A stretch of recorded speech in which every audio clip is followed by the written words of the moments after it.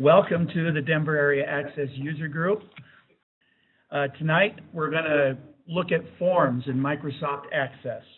I'm basically going to go through the create and all these things here. We'll talk about the various things you can do with forms, how these buttons work, how they differ from each other, and hopefully give you a little bit more insight into creating forms in Access.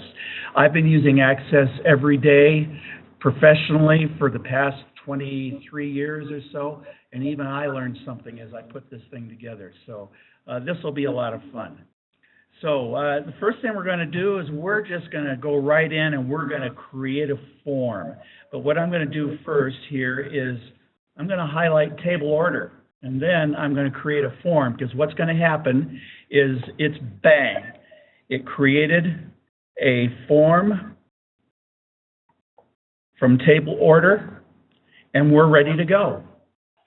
Thank you. I enjoyed giving the presentation tonight. What this did is let me show you the relationships in this simple database. I used this table, and it not only created the form, but it saw this one-to-many relationship to the order detail, and it created a subform. Now, this may not be exactly the way you want the form to be, but boy, it sure is a fast start, isn't it? And any of your fields in the table that are defined as lookup fields, where you have combo boxes coming in the datasheet view, they come in here as combo boxes here too. Pretty cool. Now, this may not necessarily be what you want. Let's take a look at this in design view. You'll notice that this thing is put together in layout view.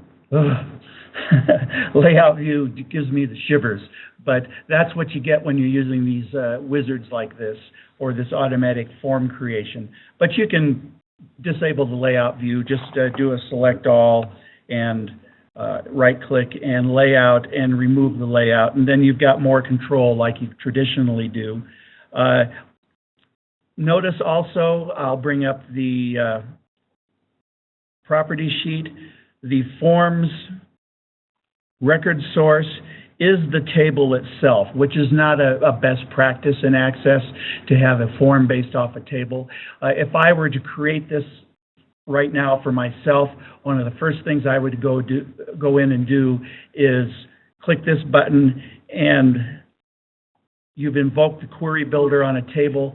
I would get in here and maybe tweak it and save a query to have this form based off of. I'm not going to do that now. Yes? Yeah, it's okay. I'll repeat the question so it'll be on here. A question would just be, if you had a query already built, you build the form by selecting the query? Yes.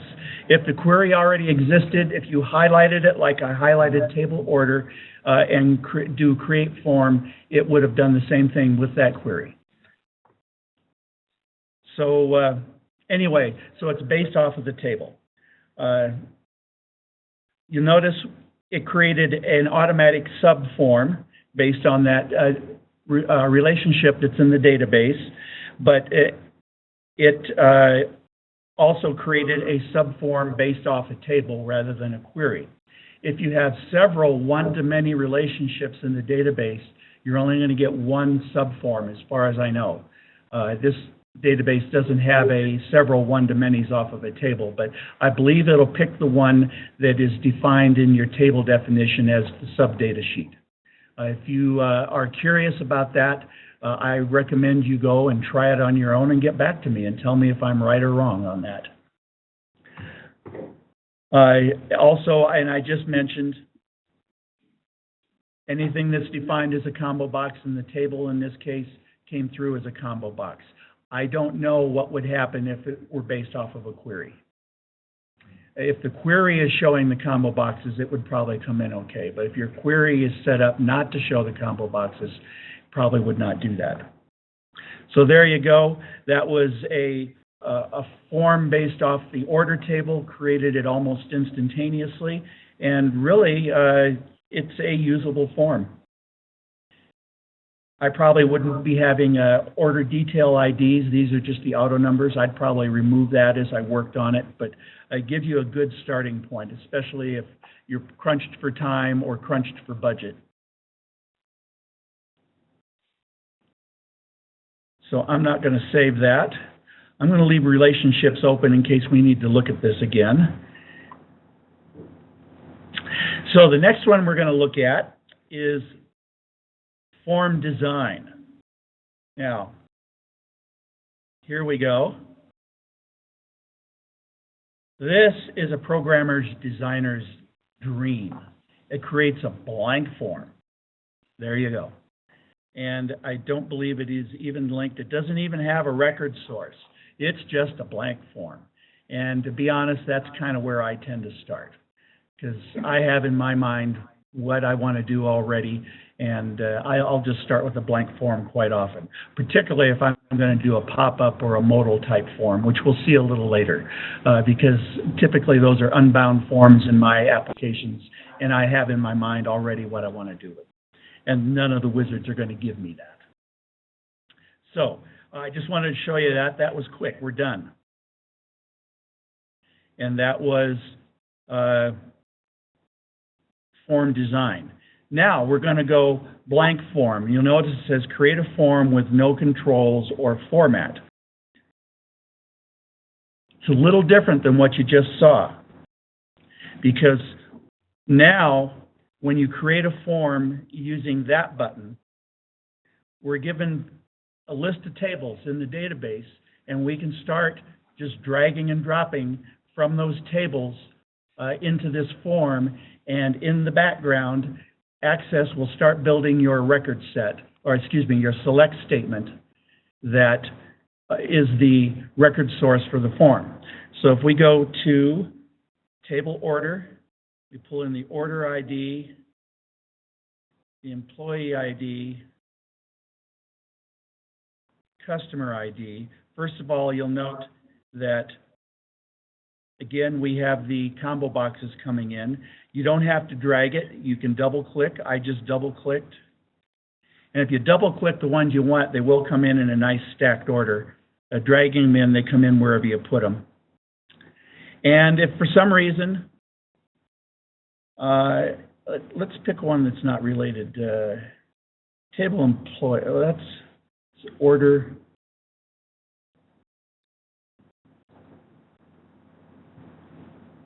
Table product.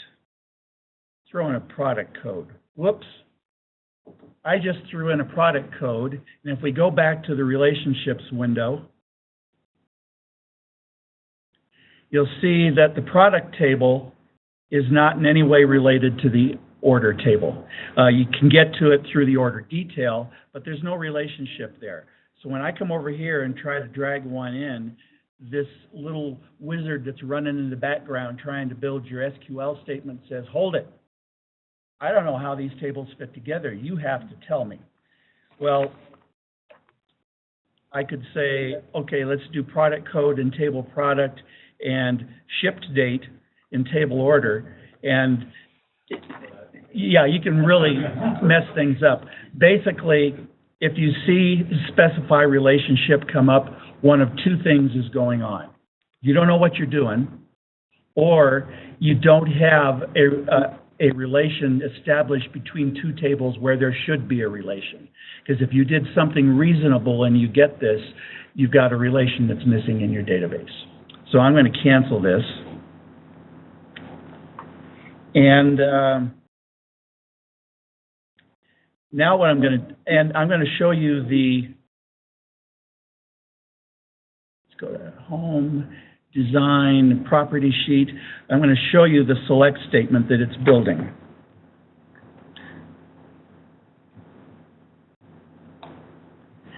So as I dragged those things in, it started building this field by field in the order table. Did I see a hand raised? Yes, George. If you did want to get that second degree related data, so you're on an order, and let's say you did just want to show the names of the products with this order without having order detail information in the form, would you have like a hidden field in there from the order detail table, or how would you get to that? How would you jump to that? Well, the question is, if you wanted to show products on this order form, how would you do that since there's no relationship between products and orders? And the answer is you can't do it because there's no relationship.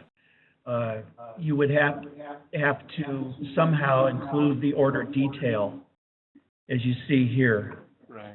to have that make sense.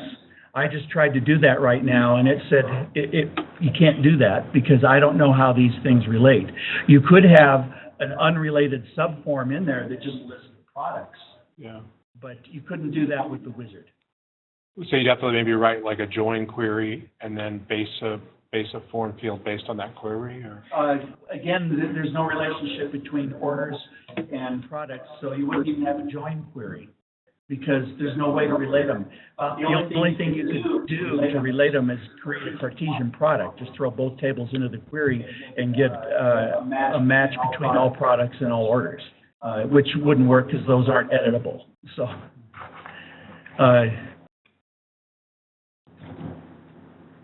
so I did show you that it was building. If I don't know what happens. What happens if I remove customer ID? Let's take a look at this again. And nope, customer ID is still there. So as you drag them in, it builds your select statement. But if you decide, whoops, I didn't want customer ID in there, too bad. It's already in your select statement. You'll have to go edit it yourself. Now, what we're going to do is start the same thing. We're going to create blank form. And we are going to start with the product table. Excuse me. Yes. Could you just, if you wanted every element of the table, could you draw just the table over? And would it automatically put all the elements? Let's find out. No. No. It's going to make you do them, oh, excuse me, table product. No, it's going to make you do them one by one. I've tried, when I was working on this, to select multiples. Well, there you go. So you can select all the fields, but you can't just drag the name of the table over. So there you have this. Now let's take a quick look at the record source. You have product ID twice. That's okay, it won't hurt anything.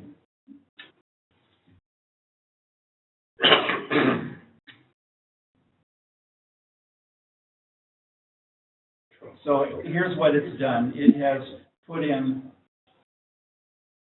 those 5 fields. You'll notice, even though I have 2 controls for product ID, it's only pulled into the query once. Now, what I'm going to show you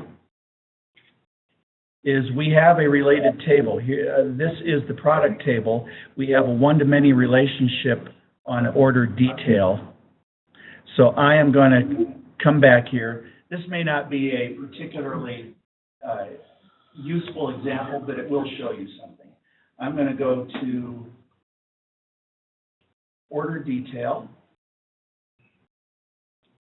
drag in order detail ID.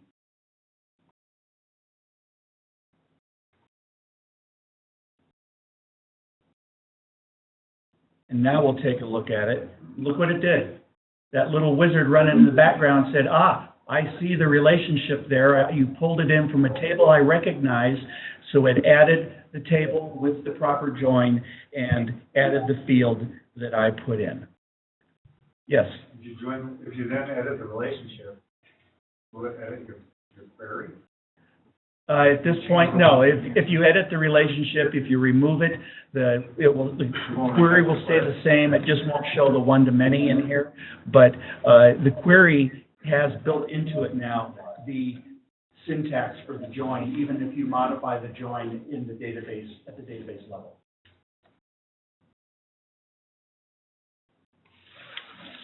So that's an example of a blank form and how it will build your select statement as you go. A little different than the form design where you're on your own from the get-go.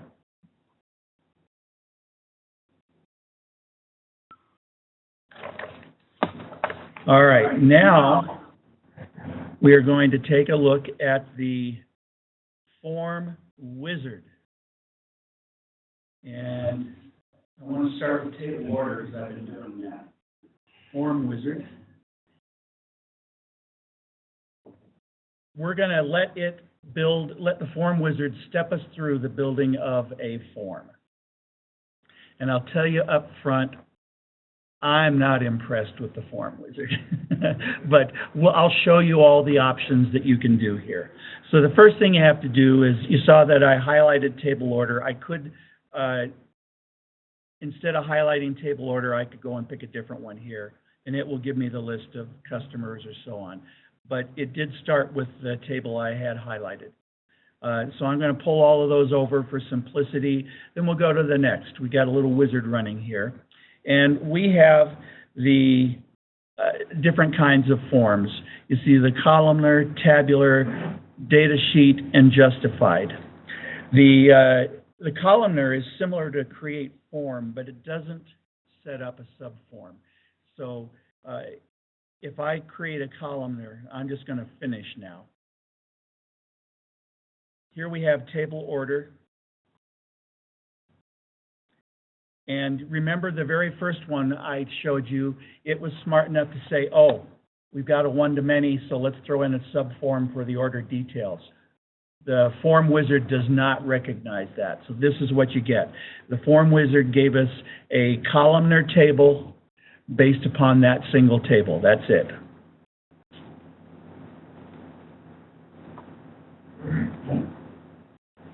So we go back here. I'm going to leave that one up because I'm going to show you the difference between them and then show you what they look like behind the scenes. So now we'll start it again. Table order, select all of the fields. We're going to do a tabular, which kind of looks like a data sheet, but what you're going to get, and you folks will recognize it, is a very ugly continuous form.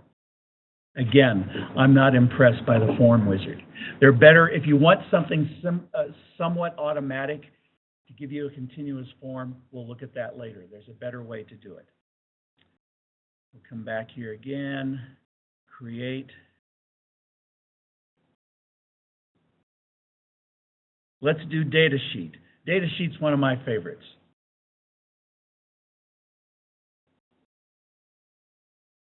Now here we have your typical presentation of your data sheet view. It's all done in a form, and it takes all the rows in the, all of the columns in the table and gives you columns here.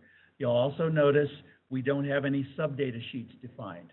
Again, the form wizard doesn't recognize that one-to-many relationship, does not create a sub-data sheet for you for the order details. But if you need to create a quick and dirty data sheet form, here's how to do it. Now, I'm going to throw a question out to you. Why create a data sheet form when you could either just open the table or create a query based off that table and open the select query? What are the advantages of a data sheet form? And Paul doesn't get to answer. Because he knows. I know he knows. Art.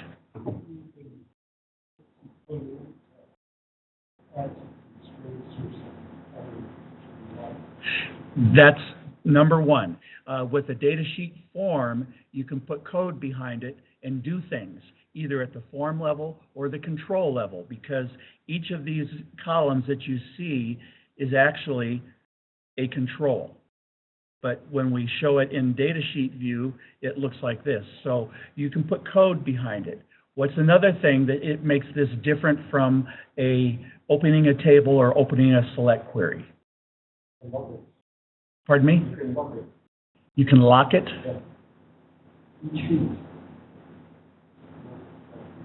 Okay, yeah, you're right. So you could conceivably lock various columns. Is that what you meant?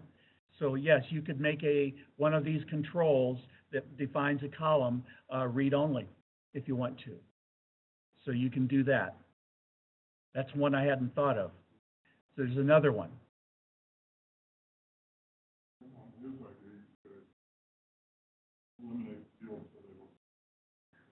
That's true. You can eliminate fields so they don't display, or you can, I don't think if you hide a control, it hides it. I think you have to remove the control. Let's try that.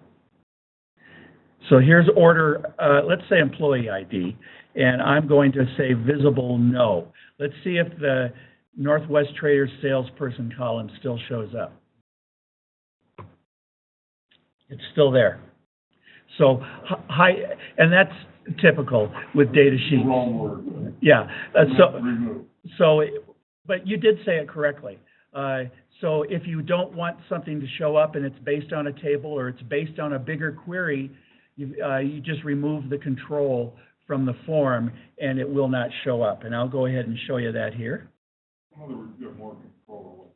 Right.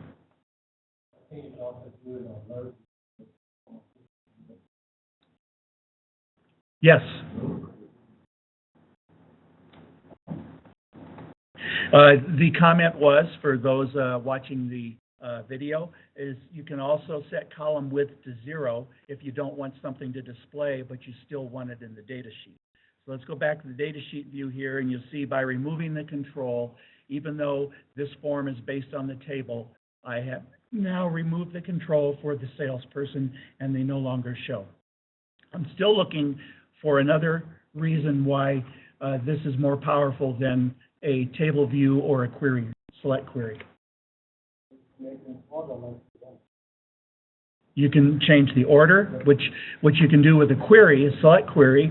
It's harder to do with a table, but even with a table, you can go in and rearrange everything and save it, and it will save those column orders as part of your table definition. And next time you open it, the column order will be different. I hate that. I've actually written code that'll go through and undo that for me because there's no way to undo that column order change if you go into a table and drag them around. The only way I know of to undo it is to go in and rearrange them back in the order in which they're defined. So I wrote code that goes in and does that for me. I don't have a sample of that, but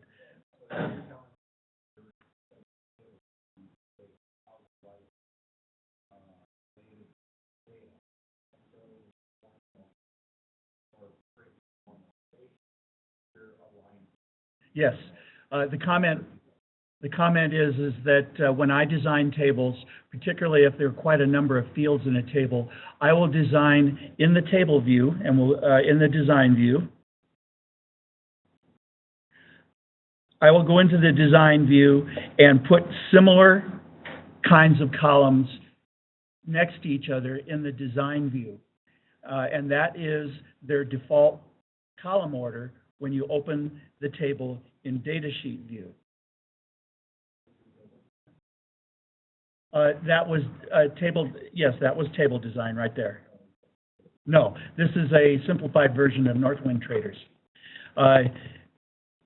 So right now, if I take contact first name and move that all the way over here,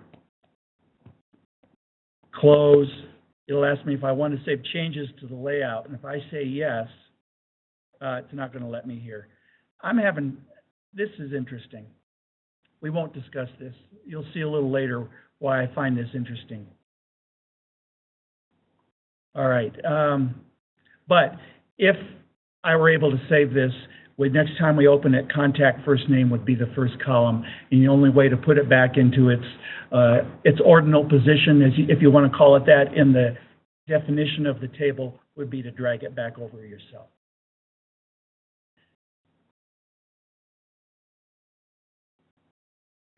All right. Well, the thing I was looking for as another thing you can do with a form and data sheet view that you can't do any other way is you can apply conditional formatting to a control and get all the conditional formatting that you want, but have it show up in data sheet view, which is pretty cool because sometimes you want some colors in data sheet view, and other than some simple formatting tricks you can do with the format property, you can't do that in a data sheet unless you go into a form.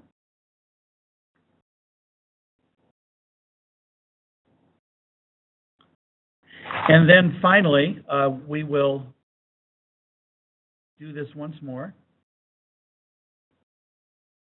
Form wizard, we got table order again. and we're going to do a justified. And the only comment that I have on this is a unique form. There's not much to say about it. If you take a look at the design view, it again, it doesn't even look like it's done in layout. There's some fancy code going on in there that decides what the widths are going to be, how to align them, everything like that. And it creates, in this particular case, not a bad-looking form, but it's one that would be difficult to rearrange, difficult to modify, because everything's all up against each other, and if you change one piece, you got to change others to make it continue to look similar. So I have done forms like this in the past, and I've kind of given up on them because they really do create a maintenance problem as you go forward. And then let's go back to this continuous forms view. Here's the design of it. We could go in here and start messing with this and make it look a whole lot better than this, but again, it's a mess. And then here is the columnar view, and it's pretty straightforward. Quite a number of you probably do forms that look a lot like this. Something I wanted to show you also, and I deleted the datasheet one, so let me go back and recreate it.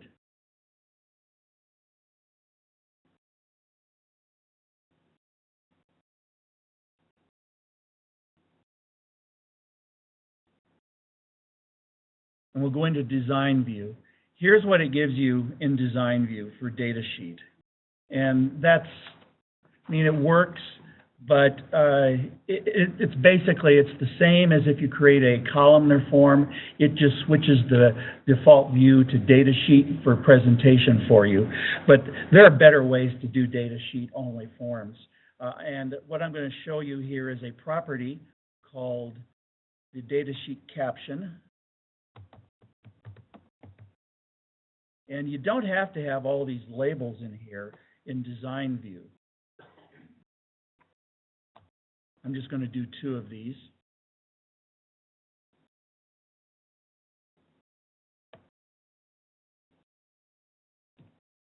And we'll just quickly run to the datasheet view, and you'll see the order ID and the Northwest Traders salesperson.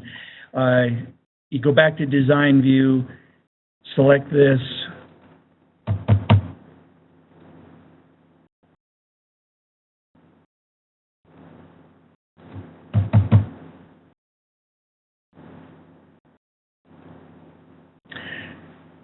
So if you're designing a datasheet form, you don't need to jump through hoops to have all of the labels attached to those controls.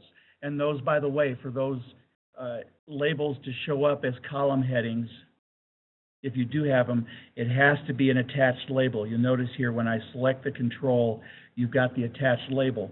If you change the label, it'll change the column heading in your datasheet form. If the label's not attached, forget it. Now here's a trivia question for you.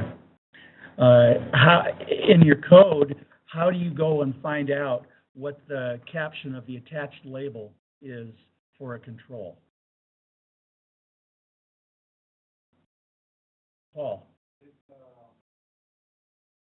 I have a validation process.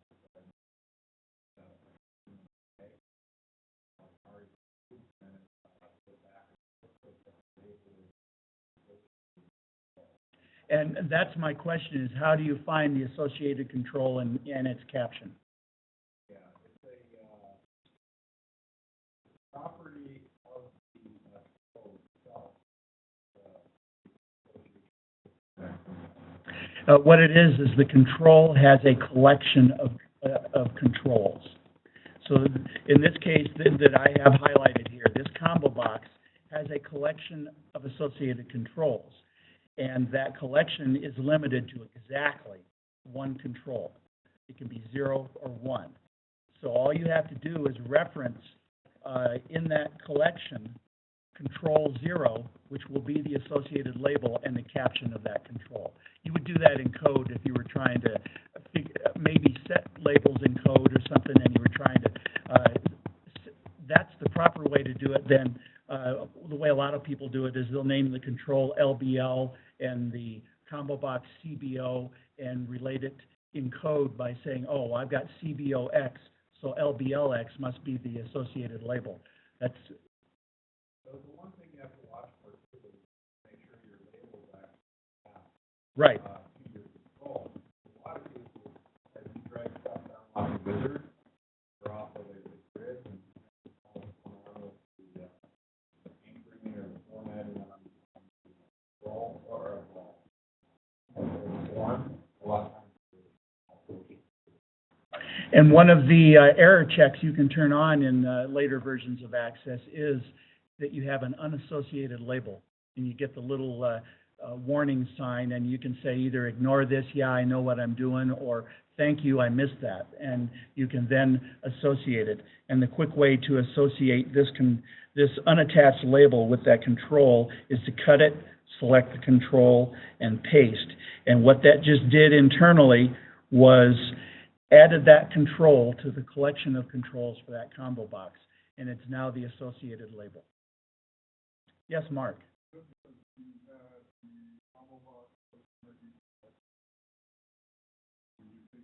Yes. When I pasted it back, I select the control I want to associate the label with, and then I do the paste, and it not only pastes the label back onto the form, but associates it with the control that's selected. That's very important, yes. And I didn't make that clear. So but I wanted to show you the data sheet caption. And in fact, here is a data sheet form that I created myself. And you can see that I don't even bother with labels. I just use the data sheet caption on all of them. And I arrange it so it looks nice.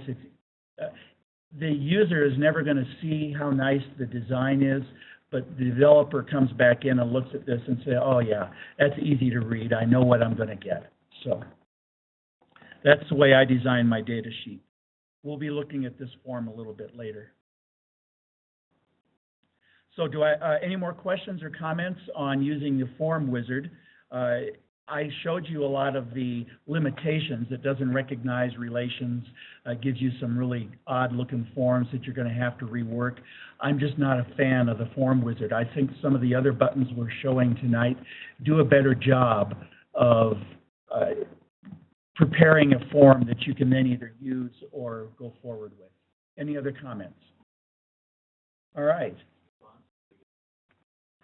The fonts are big enough? Oh, let's see. Calibri 11.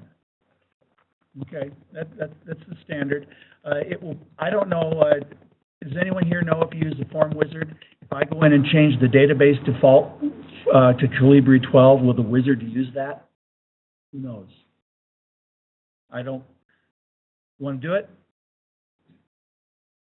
No, I heard a no. Okay, I hear a yes. Object designers. Query design. Ooh, they don't give you an option there.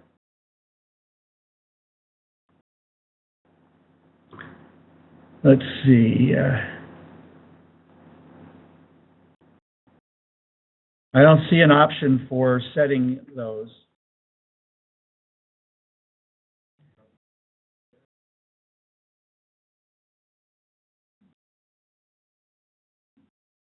No. About what?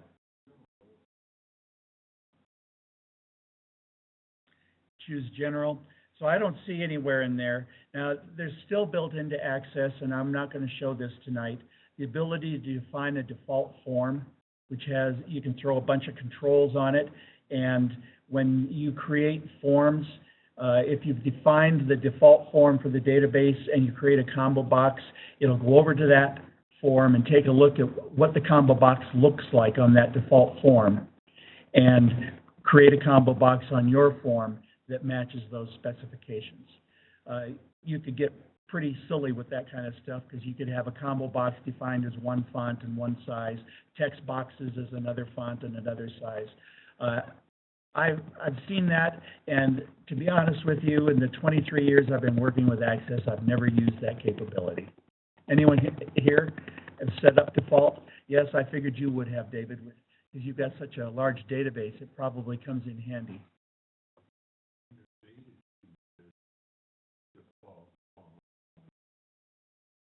Yes, and that would be under data sheet, that would apply to opening tables or queries in data sheet view. If you don't change the default for that table or that query, it will use the values here. I've also written code that'll go through and remove any changes you've made to those things. Again, because they get messed up and I want everything back to its default setting, and there's no easy way to do that. Yes, David? You were creating forms that have like government forms. You need to justify that so to make it easier to get the government out. So the comment is if you were trying to duplicate forms, particularly for government use and for government requirements, having default forms set up with those in there are very valuable. That what you're the justified type forms. So thank you, David. All right. The next thing on here we're going to skip, although we may talk about it. Navigation forms. I tried using the navigation wizard and navigation forms in some of its earliest incarnations. Does anyone here know which version of Access the first navigation form showed up in? Was it 7? 7? And what I found out in trying, I really did try to use them because I thought it could be useful, is there were a lot of bugs and a lot of limitations, and things sometimes, no matter what you did, just didn't work the way you expected. So I gave up on navigation forms and I do my own. Is anyone using them in, let's say, 13 or 16 and having great success? Not a single hand goes up. So that's the discussion for navigation forms, and we'll move on to the next one.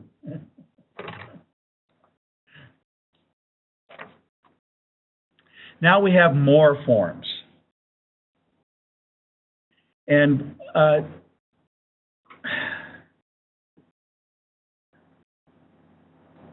it's interesting.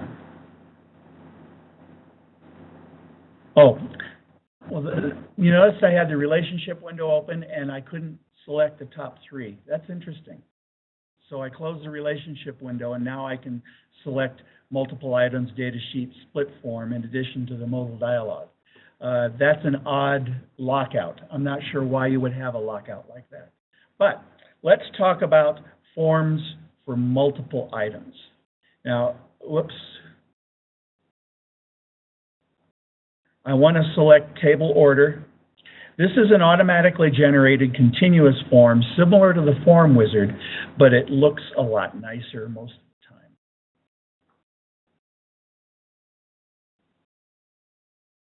Now, again, this is not great, and we have limited resolution on our monitor here. That's why we've got to do a lot of scrolling, but it certainly looks better than the continuous form that came out of the form wizard, doesn't it?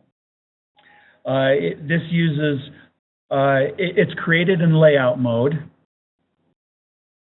Here's what it looks like. And uses all the table fields, no options. So if you want to hide the ID, like the order ID, or something, the auto number that really isn't relevant to the user, using this, you got to go back in and edit it and take out the stuff you don't want because you have no options. Whereas with the form wizard, you could have left out a column if you wanted to.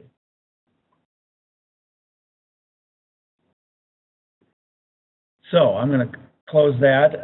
Also, it does not recognize the relations and will not generate any kind of a subform, although subforms in a continuous form are a dicey situation. I'm not even sure there's a use for them. All right, next, under More Forms, we're going to do a data sheet.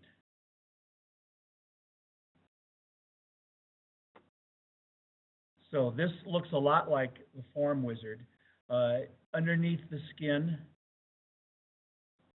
it's created in layout view, which is different than the Form Wizard. And when it comes to data sheet forms, I guess you could say, who cares what it looks like in design view, as long as it's useful, because only the programmer is going to see that, only the form designer. The user is going to see the data sheet. And that's what they get. Same functionality? Right, it'll still have the same functionality. You can put code behind it, behind the form, behind the controls, conditional formatting, all that stuff is still there. It's just this is a different way to get to it. And you can tell that underneath, they're not using the same code that the Form Wizard does, because it generates an entirely looking different form in design view. It uses all the table fields, again, no options unless you go back in and clean up afterward. As I commented, it's better optimized as a data sheet form than the one you saw in the Form Wizard, because it is just a column of all the items instead of the columnar form displayed in data sheet view. So these are all easier to work with here. It does not generate a sub-data sheet. So you won't see any little plus boxes over here if you wanted to have sub-data sheets. It won't do that. That's about it for this. So very similar to the Form Wizard. I think it's a little bit better to go this route.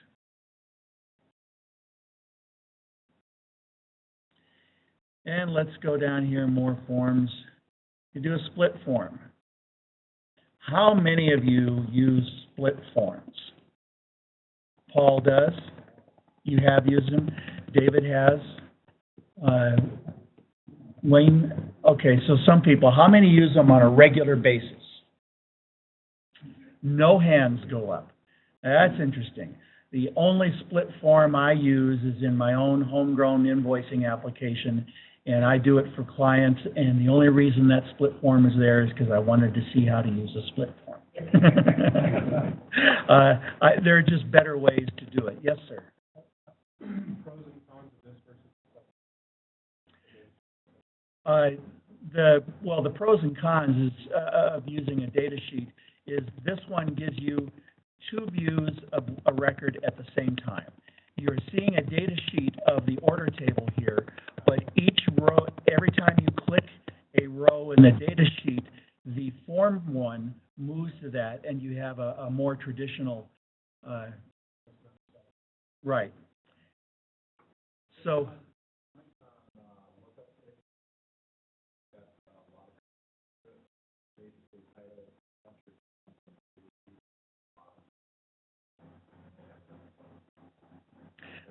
the comment was that you can hide columns on the data sheet and to make it not so wide, but when you click on a row here, you can then see all the values up here. And the nice thing about this format is Yes, and I'm going to go into that. So David has commented here that you can display this different ways, and you can also format the upper area to display the way you want it. You don't have to accept the layout here. Here's the design view, and it looks like a typical columnar form, or kind of a columnar. We've got two columns here. But by saying that it's a split, we also get the data sheet view. Now, let's have some fun here. Format, and let's do a fill.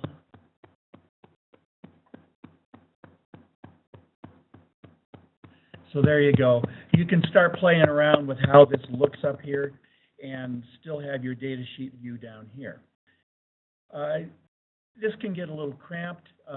There are some options for displaying, and I'm going to go into Design View and show you that. So let's bring up the property sheet. Let's go down to the split form properties of a form. So the first one that you'll, is the most interesting probably, is where you put the data sheet. It defaults with this wizard to the data sheet on the bottom. Maybe you want the data sheet on the top.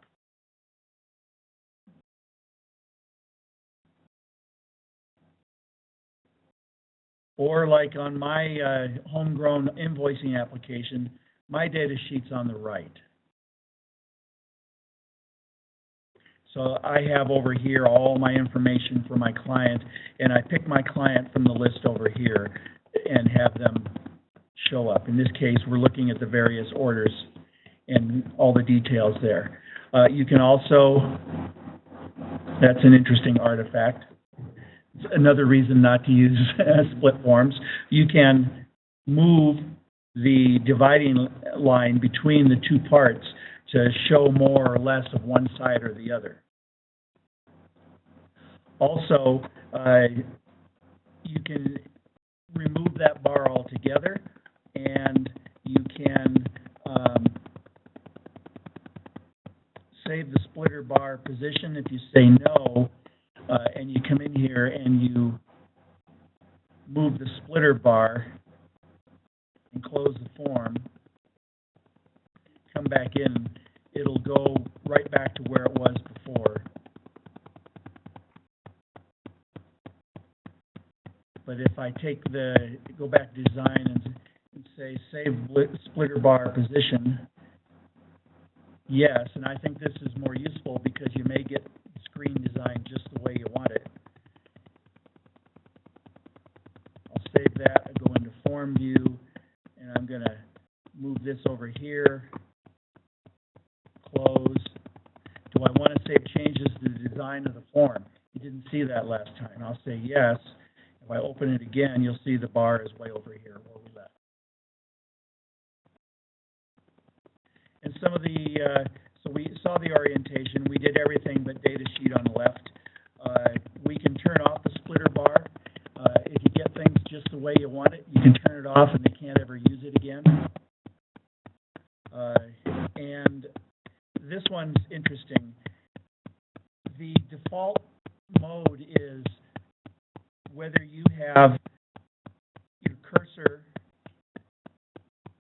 with focus in the form area or the data sheet area, you can edit. So you see the change here. You can limit that so that you can't edit in the data sheet view, so you can only edit on one side. So the data sheet, I'm allowing edits, but I can make the data sheet read-only, and that turns the data sheet basically into a navigation thing, but you have to do all your edits on the main form.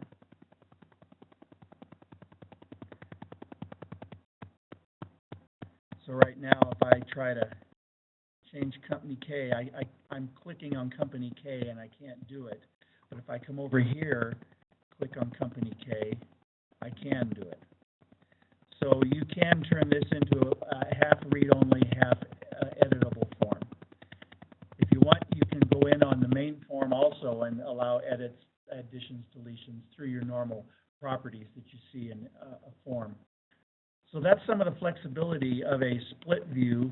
Now that you've seen it, don't worry about that odd bar thing.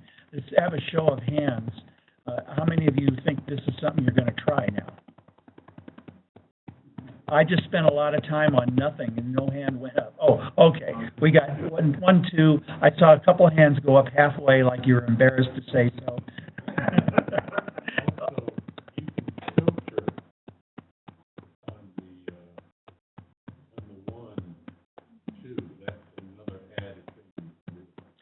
Comment from the audience, Oliver, was you can, on the data sheet side, you can employ the filter.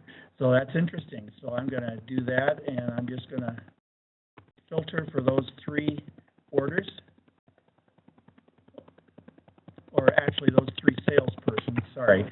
So now only those 3 salespersons show up, where you can't do that as easily over here. You still have the ability to do filters, but not that drop-down filter that you get in data sheet view. Thank you. I was unaware of that. In fact, I'll start using that now. And I'll raise my hand completely. I'm not embarrassed to say that I'll do that in my homegrown invoicing application. Any other comments on split forms?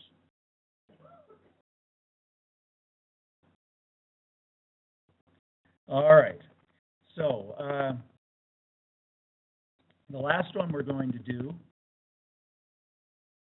we're going to create more forms. We're going to create a modal dialog form. Now, first of all, what is modal? And only answer if you don't know. Okay, someone tell me what a modal form is. No, modal and pop-up are different. They're different properties, although, yeah, it is a pop-up form. But, George?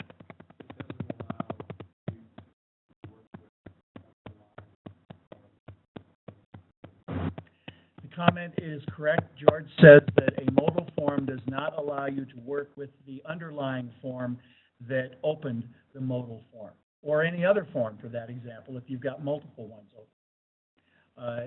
So when the modal comes up, you're stuck. You got to do something. Even if that something is click cancel, you got to do something before you can go back to your main form. Now, I have opened modal forms from modal forms, and just to see what would happen. And in fact, you can do that. And the most recent open of modal is the one that you can get to. And then you have to cascade your way back to the main form. I can't imagine too many instances of wanting to open a modal form from a modal, but I wanted to see what would happen, and it did in fact work.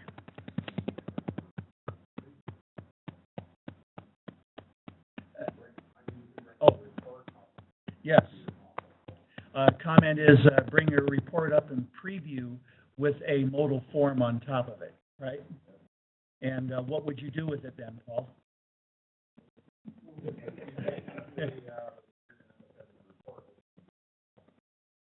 Oh, okay. That's true. Yeah. So, but we're going to go ahead and create one here, and then we will talk about pop-up and the difference between modal and pop-up. And I have an example of that here. So, let me see. So when you open a modal form for design here, it's similar to a blank form in that you're given the table field, the tables and the fields that you want to use to start building your form. So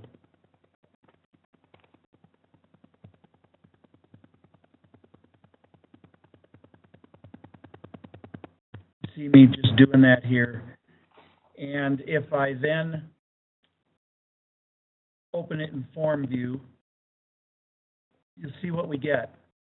We get a pop-up form, but it's opened modally, meaning I can't do anything. I'm over here, I'm trying to click on tables, I'm trying to click on the ribbon, nothing's working because this form is open, and until I click OK or cancel and either hide this form or close this form, you're stuck.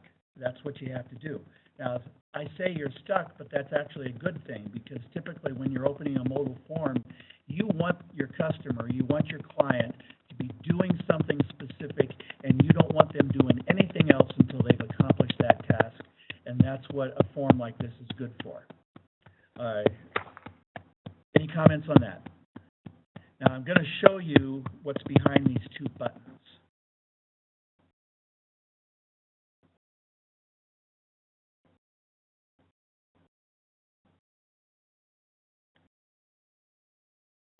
So we go to the property sheet, I've clicked on the button, I do the event, and oh, you get an embedded macro. Oh, embedded macros. Are any of you using embedded macros? Yes, I knew you would raise your hand, David. Anyone using them on a regular basis? Well, if you go to the embedded macro, there are some benefits to an embedded macro, but if you're trying to make global changes in a database or figure out what's going on in a database, they can make things very difficult because they're hidden. It's an embedded macro with the control, and if you don't know it's there, it doesn't kind of show up anywhere unless you go to it and look at it. And in this case, the embedded macro says close the window. That's all it does on command 1. Now I'm going to close that. That's on OK. So if you click OK, all it does is close the window. If you click cancel, what does it do? Closes the window. So in this case, no matter what you do, OK or cancel, it's useless because there's no differentiation between those two buttons. So if you're going to use this wizard to create a modal form, you better go in and first of all get rid of the embedded macros and write some code to go behind it and have those two buttons do something different. Otherwise, you're going to confuse the user and who knows. Typically, cancel means, hey, look and see if there are any changes and undo them. Don't allow these changes to occur. Or, Oliver?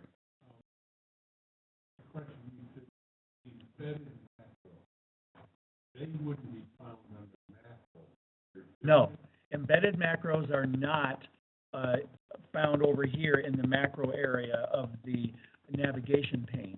Embedded macro uses the same syntax, but it's embedded inside a control and not visible to any other control. It's not visible in the navigation pane. It's just a pane in itself. No. So if you do find embedded macro that's given to you through a wizard, I recommend you do something about it, get rid of them. Now, there is an advantage.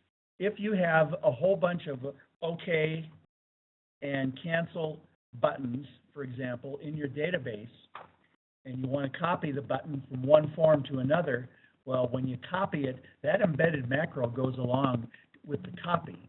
So you don't have to write extra code in the new form. You still got what that old close or OK did. But if you decide that you want to make a global change to what OK means in all your buttons, with an embedded macro, you've got to go change every single one. Whereas if you have a reference to a global function that you wrote in VBA, instead of the embedded macro, you go change that function once, and every button that references it will be changed. That can be a downside in itself because maybe you only want to change 78% of them. The other 22% are fine. Well, then you got to deal with that. Either create a second global function or go in and put in custom code on each form for the button. But there you are, embedded macros, and in this case, those two embedded macros are useless other than to close the form.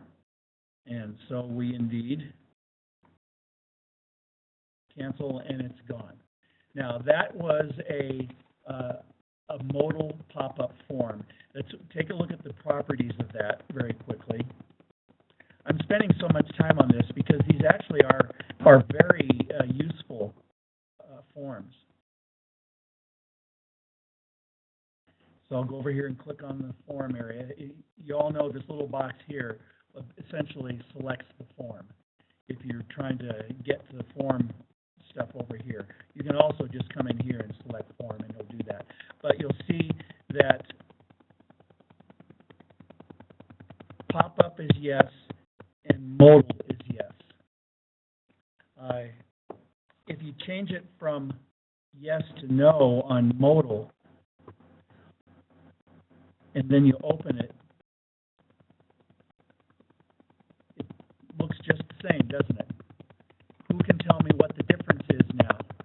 How will this act differently now that I've removed the modal property of that form? Now it's just a pop-up form, and the definition of a pop-up form is it just floats on top of everything else. So I can go over here and select the customer table, do a design view, close it. Pop-up form's in the way. I'll move it over here. But I can do other things while that form is up there. That is useful, and I'll show you that in a moment. So that's the difference between pop-up and a modal form, is that with the pop-up without modal, you can go do other things.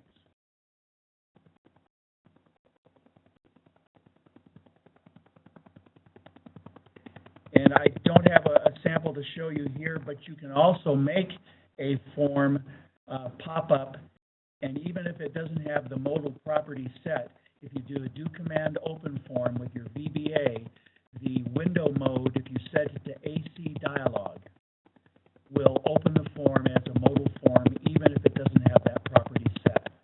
So you can force a form to open in as modal. Your code will stop right there. And until you hide or close that form, that code doesn't go. And once you hide or close it, then the code will start running again, and you can do something based upon what may have happened on that form. And that's where the difference between OK and cancel become very important, because the way I do things is OK means the user has done something and they want the changes to take effect. So what I do is I make the form invisible. I just say me.visible equals false, and then the code starts running. And I immediately check to see if the form is open. If it's open, even though it's hidden, I know the user clicked OK, because if they click cancel, I close the form. So again, and then the code starts running. So if the form is open, they clicked OK, and I can go and grab information off that form if I need to as a programmer.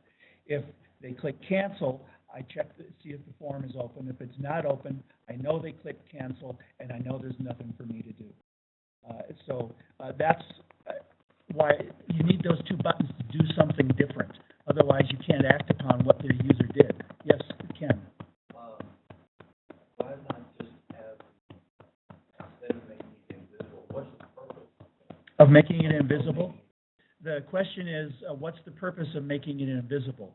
If you've opened the form modal and stopped your code running, the user will go in and maybe make some changes. It might be a bound form. It might be an unbound form. You may be asking for more information from them that you need to use. By making the form invisible, what you've done is you've released that modal property, and the line of code where you did a do command open form starts running, and your code begins running from there. And the very next line in my code is I check to see if the form is open. And as I explained before, if the form is open, that means they clicked OK, and I only made it invisible, so I still have access to it as a programmer. The user can't see it, but I can see it, and I can go grab it. Right, so now I can go in and say, okay, get me the value off of that combo box. Maybe I've got a custom property written. I say, give me the value of that property, and I get everything I need from that form. Then I close it, and then I go on with my processing, having grabbed the information I wanted from the form. That's the value of making it invisible. If they closed it, right, if they click cancel, or if you close it, it's gone. And there's nothing you can do about it. So making it invisible leaves it open for the programmer, but apparently closed to the user. Yes?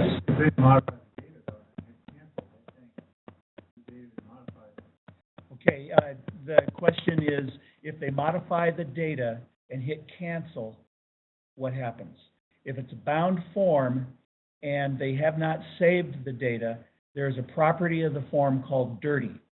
And on the close button, on the cancel button, you would say if me.dirty, then me.dirty equals false. In other words, you can cancel the updates and then close the form. If it's an unbound form and you're just collecting information, you don't need to do that, because if they click close, it's gone, and you weren't trying to update anything anyway. So on a bound form, you cancel the updates. There are other ways to cancel the updates. On an unbound form, you just close it, and you don't have access to what they may or may not have typed or selected on that form. Other questions? Okay, I'm going to show you a sample of how a pop-up form can be useful. I'll go ahead and use an embedded macro here. There, it worked. That's pretty cool. Let's do OK. Oh, that's cool too, same thing. All right, Let's see, all right, here we have a form that I pre-built before I came in this evening. And all it is not very useful in business terms, but it's a list of the order detail lines, various orders, whatever. And all it does is show on this particular line, someone ordered 10 Northwest Trader dried pears at a unit price of $30 for $300. But I want to see some details. What's my inventory information about Northwest Trader dried pears? So I've set up for a double click on this control, I open a pop-up form. Now, pop-up form, I can move over here and I can see that, well, that's product ID 7. Here's what the product code is. That's what we call it. You can see that here. Our standard cost. Basically what I've done is I have taken a line and I'm now able to look at more information about that product other than just the name.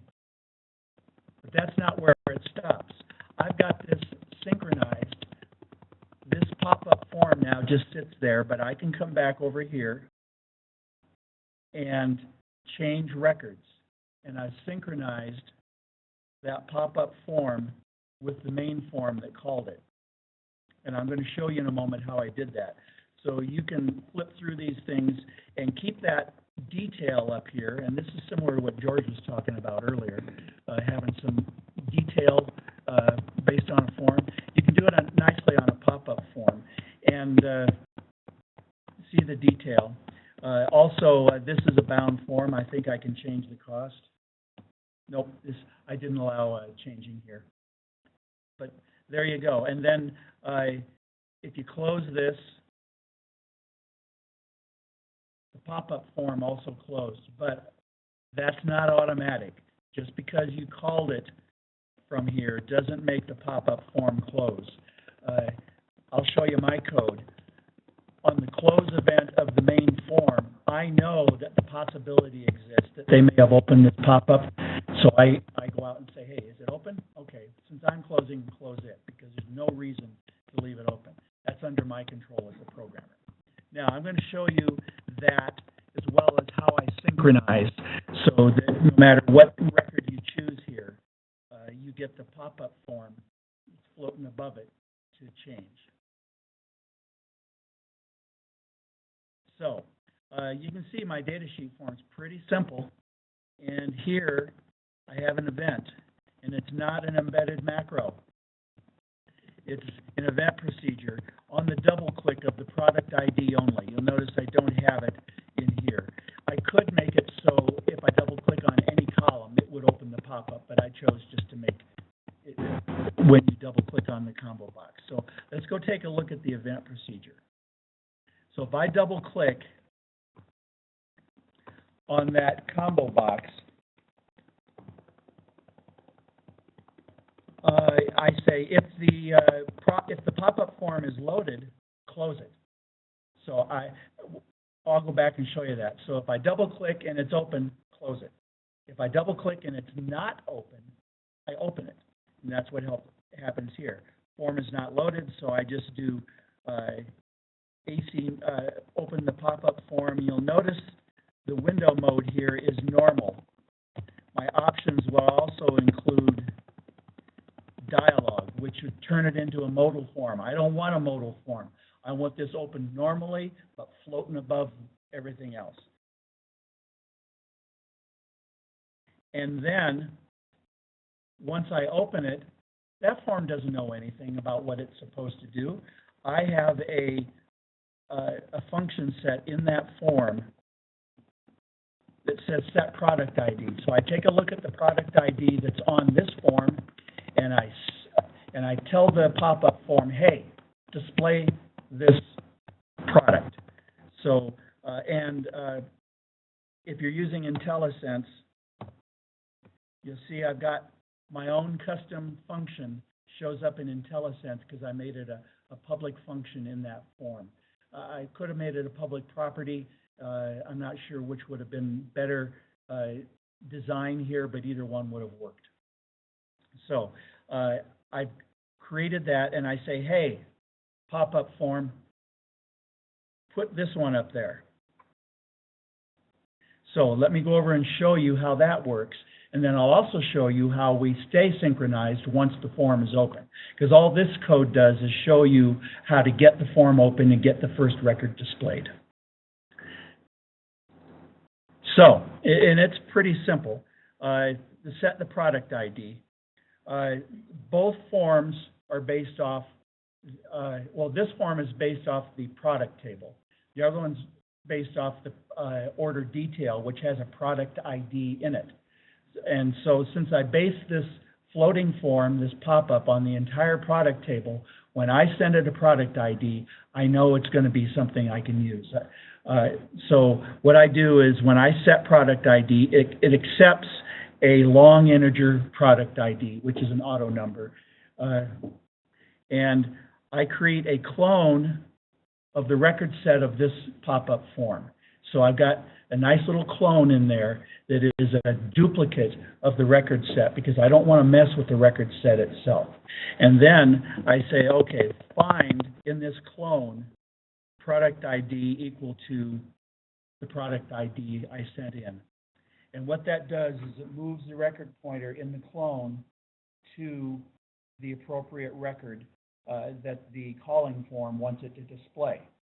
And then finally, I say, okay, I've moved there. So now just set, when you've moved there, you've got a bookmark.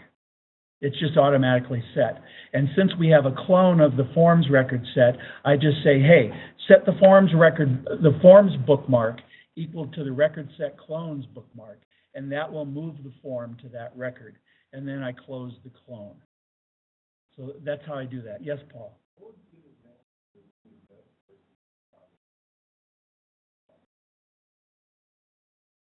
Like the split form?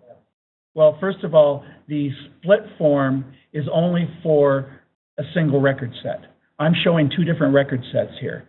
The calling form is order details. The pop-up form is the product table. So that wouldn't work here. Okay. So that's how I do my navigation, is through record set clone and setting the bookmark. Now, and that gets it open. So let me show you again how that works, and then I'll show you how we keep it synchronized once we've opened it.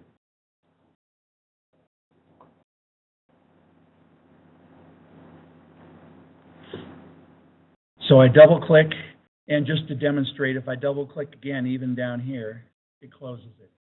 So I got an easy way to close it if I want. But now you see the synchronization. I'm going to use an event. Who can tell me what event I'm going to use to make this happen? No, not on change. On current, that's correct. And I'm going to do on current on the pop-up form. Is that right? You're sharp. I tried to mislead you. No, I'm going to do the on current of the main form. So let's go and take a look at the code there.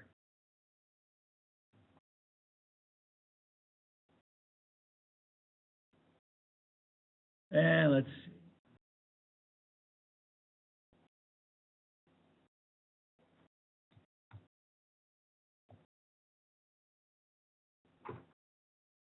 All right, so in my opinion, the current event is probably one of the top 3 most useful events a programmer can use in a bound form. It's just so useful. So many things can happen because it fires whenever you change a record. And that's what happens here. If I go from one row to the next, the current event fires, and the information that's in that current row that you just moved to is available to me, the programmer, to make decisions, to do all sorts of things with. And in this case, what I do is I say, hey, is the pop-up form up there? And this is how you do it. Current project, all forms, product pop-up, if it's loaded.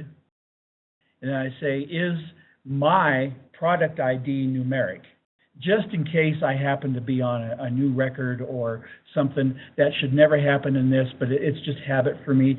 So if I have a numeric product ID and the pop-up is loaded, I do the same thing I did when I opened the form. I just say, hey, call that procedure I wrote, set product ID, and feed it the product ID on this form, and that will go through the little record set clone thing you saw, and it keeps it all synchronized.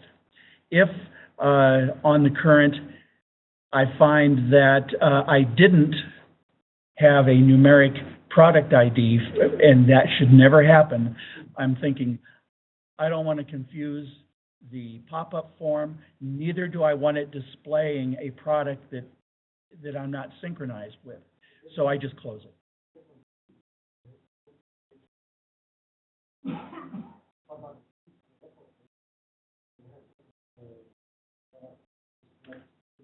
And you're right, I have not accounted for that here. The comment was, what happens if you delete the record on the main form when you've got the pop-up showing? And you would have to, I would have to write code to do that to be sure it works properly. But I didn't account for that here because I don't want to be deleting order detail lines once they're in an order. That.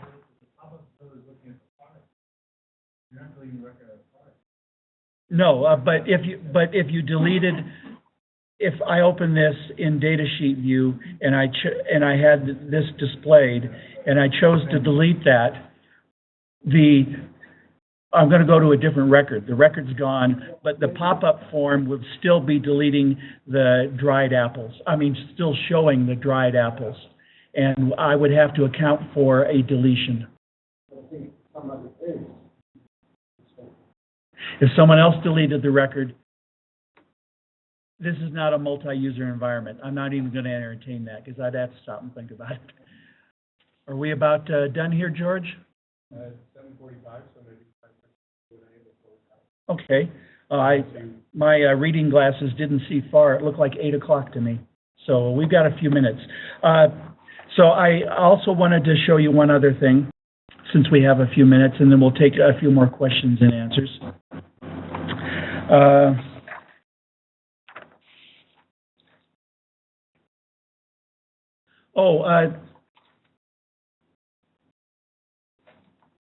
I created this. Who can tell me what we're going to see? This is a data sheet. What are we going to see when I open this form? Very good. We're going to see little pluses on the left for a sub-data sheet. So let's open this. And there you go. In my own form, not a query, not a table, I have a sub-data sheet. And you can see that order 30 had these two items on it. Order 40 has only this one item on it.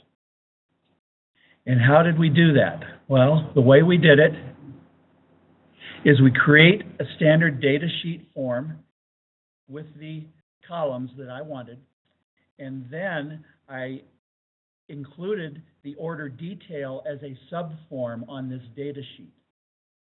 And I linked it through the order ID. So the order ID on the main form links to the order ID on the subform, and I get a sub-data sheet. On a normal form, this subform would show up as a subform with all of these in a. I can't show anything other than data sheet at the moment, but all these in a column here. So we have here sub-data sheet example. Now you can have sub-data sheets, and I didn't go that far here because I don't have a multiple level one-to-many relationship in this simplified database. But you can go up to 3 levels of sub-data sheets with subforms. So conceivably, I could have under Northwest Traders Beer, I could have a plus sign here that would let me go and look up information about that, whatever, if there were another child table underneath. And you can go 3 levels. So you can indeed have your own sub-data sheets when you're using forms. instead of just defining a subdata sheet for a query or for a table. Okay, that is my presentation on just how do you create forms and what are some of the interesting things you can do with them. Do we have any comments or questions before we close down for the evening? Dex. First of all, is this the lead example? Are you sure that wouldn't work? Because the contact data would not be correct. No. So it might check it in the form. I don't know. I don't even know if I can delete from that form. You want to try it? Yeah. Now, he was, okay. So let's open my, okay, now that's, let me sort here first. Sort A to Z. Okay, we've only got one almonds. That'll be easy to find. So let's go to the order detail table.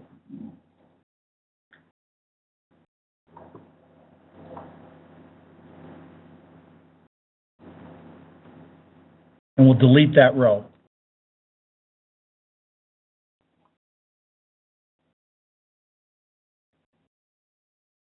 All right, so we've got deleted here, but nothing has happened. Now, if I go here, but if I come back, if my code works properly, the form should probably close, the pop-up. And it didn't. So it just, in fact, I'm not even sure what it's on now. That's one of those cases where once you've done a deletion somewhat in a multi-user environment, the state of what you're doing becomes undefined. or yeah, undefined, or in this case, dry plus. So you pointed out something interesting. I would very much have to account for, in a multi-user environment, what happens if there are edits or deletes to the underlying information on the main form when you've got the pop-up showing. And it probably wouldn't be difficult to figure out. I just didn't do that here. Any other comments? Yes? The question is, if you have a bound form and the user makes changes on a record and clicks cancel, as in our previous example, and you check for the dirty property of the form. If it is dirty, that means that somewhere the user has made a change, and if you merely set dirty to false as a programmer, that will undo the change. That is true. You can also use a me.undo property of the form rather than set dirty equal to false. That is probably a more easily readable way to do things. Did you want to say something, Paul? Okay. The me.undo. I don't think there was a me.undo in earlier versions of Access, and set the dirty to false was the way to get it done. I don't know when dirty came in. I think it was in as early as 97, though. Other comments, questions? That's it for tonight. Thank you.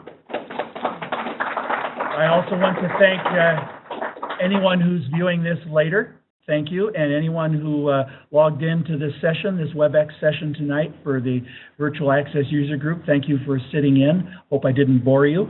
And I appreciate any comments we can get on this. Thank you, folks. Good night.